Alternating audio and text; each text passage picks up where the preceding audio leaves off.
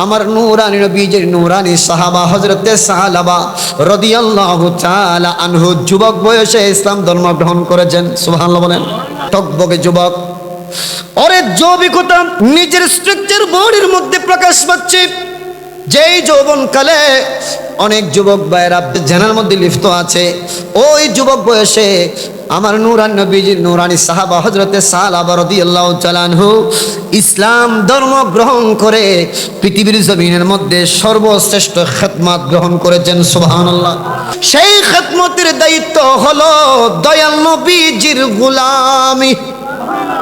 আমার দয়াল নবীজির গোলামিতে নিজের জীবনটাকে সঁপে দিলেন, নবীজির গোলামি করতে লাগলেন। একদিন নবী রহমতুল আলামিন হযরতে সাহাবা রাদিয়াল্লাহু তাআলা আনহুকে যুবক বয়সে পাঠালেন কোনো একটি কাজে। একজন আনসারী সাহাবার ঘরের পাশ দিয়ে যখন যাচ্ছিলেন, আনসারী সাহাবার মেয়েকে দেখতে পেলেন। তখন শয়তান হযরতে সাহাবা রাদিয়াল্লাহু তাআলা আনহুকে প্রবঞ্চনা দিল। মহিলার সৌন্দর্য বাড়িয়ে দিয়েছে শয়তান। কেন? হযরতে সাহাবা রাদিয়াল্লাহু তাআলা আনহুর যৌবনকে ধ্বংস করবার জন্য, নষ্ট করবার জন্য। কারণ সে এই মুহূর্তে পৃথিবীর জমিনের সর্বশ্রেষ্ঠ কাজের মধ্যে আছে। সে কাজটা হলো নবীজির খেদমত, নবীজির গোলামি। সুবহানাল্লাহ বলেন। শয়তান তার পিছনে লেগে আছে তার সুন্দর যৌবনকালটা ধ্বংস করে দেওয়ার জন্য। ওই মুহূর্তে হযরতে সাহাবা রাদিয়াল্লাহু তাআলা আনহু শয়তানের ওয়াসওয়াসার মধ্যে পড়ে ওই মহিলার দিকে তাকিয়ে রয়েছেন। এমনকি হাদিসে পাকের মধ্যে এসেছে হযরতে সাহাবা রাদিয়াল্লাহু তাআলা আনহু ওই মহিলার হাতের মধ্যে হাত দিয়ে ধরে রয়েছে। ঠিক ওই মুহূর্তে ওই মহিলা আনসারী সাহাবার কন্যা বলল, এ সাহাবা, আমার হাত ছাড়ো, হাত ছাড়ো। এই মুহূর্তে তুমি যে আমার হাত ধরেছো, কুমতলব নিয়ে তুমি যে আমার হাত ধরেছো, কেউ না দেখলেও আল্লাহ দেখছেন। এটা বলার সাথে সাথে হযরতে সাহাবা রাদিয়াল্লাহু আনহু আল্লাহু আকবার বলে এক দৌড় মারলেন পাহাড়ের দিকে। পাহাড়ের পাদদেশের মধ্যে উঠে আল্লাহর দরবারে অনুনয় বিনয় সহিত কান্নাকাটি করতে লাগলেন। আল্লাহ, আমি কি কাজ করে ফেলেছি আল্লাহ, কি গুনাহ করে ফেলেছি আল্লাহ, আমি আমার গুনার উপর এমন লজ্জিত হয়েছি আল্লাহ, আমি তো আমার গুনাহকে সহ্য করতে পারছি না আল্লাহ, কি গুনাহ করে ফেলেছি। আস্তাগফিরুল্লাহ, আস্তাগফিরুল্লাহ, আস্তাগফিরুল্লাহ। আল্লাহ আমাকে ক্ষমা করুন, আমাকে ক্ষমা করুন, আমাকে মাফ করে দিন। এভাবে আল্লাহর দরবারে গুনাহ ক্ষমা চাইতে লাগলো। তখন সাহাবা রাদিয়াল্লাহু তাআলা আনহুর ভাই তিনি খুঁজতে লাগলেন সাহাবা রাদিয়াল্লাহু তাআলা আনহুকে। খুঁজতে খুঁজতে এক পর্যায়ে পাহাড়ের পাদদেশের মধ্যে পেল।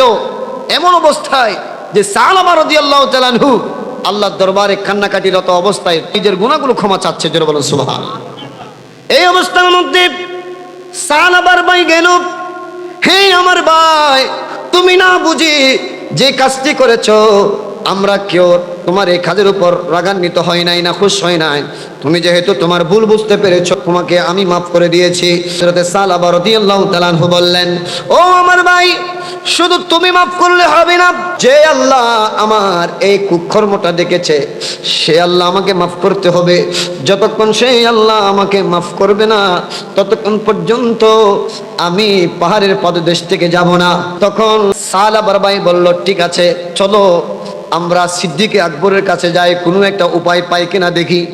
তখন সাহাবা বললেন, না না না, আমি এমনিতে যাব না, আমার হাত বাঁধুব, হাতের সাথে রশি বাঁধুব, গলার সাথে রশি বাঁধুব।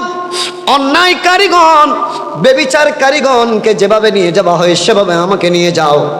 তখন তার কথা মোতাবেক তাকে বেঁধে সিদ্দিকে আকবরের কাছে নিয়ে যাওয়া হলো। সিদ্দিকে আকবর রাদিয়াল্লাহু তাআলা আনহুকে ঘটনাগুলো খুলে বললেন। সিদ্দিকে আকবর রাদিয়াল্লাহু তাআলা আনহু তখন বললেন যে এই ফয়সালা আমি করতে পারবো না, এর বিধান আজ পর্যন্ত আল্লাহর পক্ষ থেকে নাযিল হয় নাই, আমি এই ফয়সালা দিতে পারবো না। তখন তারা ওখান থেকে ফিরে গিয়ে উমর ফারুক রাদিয়াল্লাহু তাআলা আনহুর কাছে গেলেন। উমর ফারুক রাদিয়াল্লাহু তাআলা আনহু বললেন, এই ফয়সালা আমি দিতে পারবো না, এটার বিধান আজ পর্যন্ত নাযিল হয় নাই।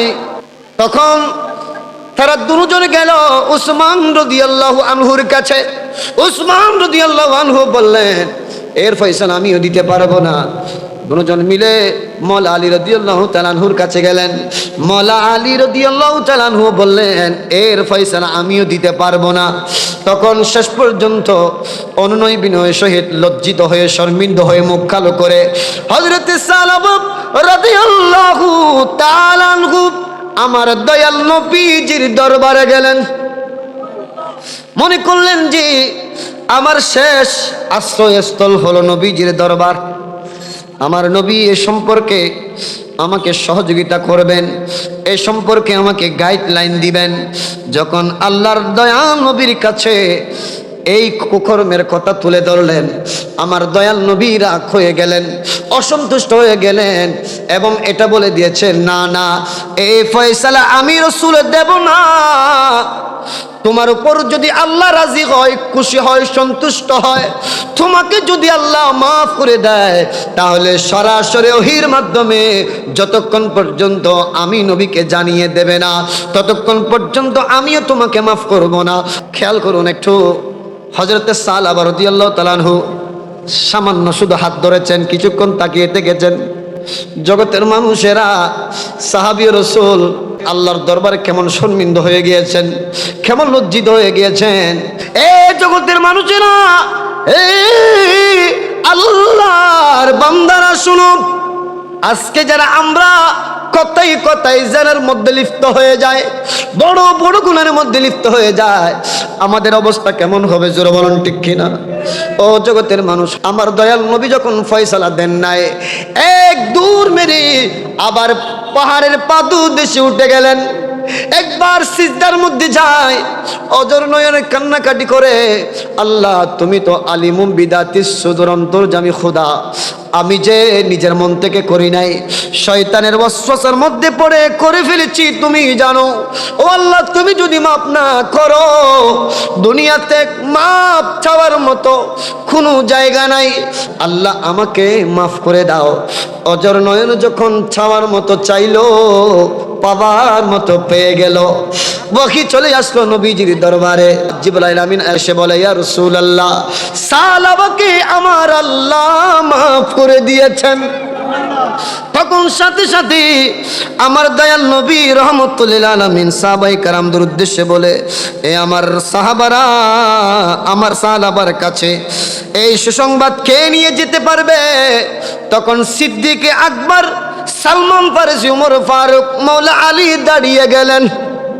তখন আমার দয়াল নবী মওলা আলী এবং সালমান ফারসি রাদিয়াল্লাহু আনহুমাকে পাঠালেন, যাও সুসংবাদ দিয়ে আসো, আমার আল্লাহ সালাবাকে মাফ করে দিয়েছেন। গেলেন সালাবার কাছে। সালাবা রাদিয়াল্লাহু তাআলা আনহু ওই মুহূর্তে নামাজরত অবস্থায় ছিলেন, আল্লাহর দরবারে ক্রন্দনরত অবস্থায় ছিলেন। সাথে সাথে সালাবা রাদিয়াল্লাহু তাআলা আনহুকে মওলা আলী হযরতে সালমান ফারসি রাদিয়াল্লাহু তাআলা আনহুমা আল্লাহ তাআলার পক্ষ থেকে আসা সুসংবাদ জানিয়ে দিল। সুবহানাল্লাহ। তখন সালাবা রাদিয়াল্লাহু তাআলা আনহু সর্বপ্রথম জিজ্ঞাসা করেছেন মওলা আলী রাদিয়াল্লাহু আনহুকে, ও মওলা আলী রাদিয়াল্লাহু আনহু, আগে বলুন, এই সুসংবাদ নবীর দরবারে আসার সাথে সাথে আমার দয়াল নবী রহমতুল লিল আলামিনের ওই মুহূর্তে অবস্থা কেমন ছিল? সাথে বললেন, আমার দয়াল নবী মুস্কি মুস্কি হেসেছেন।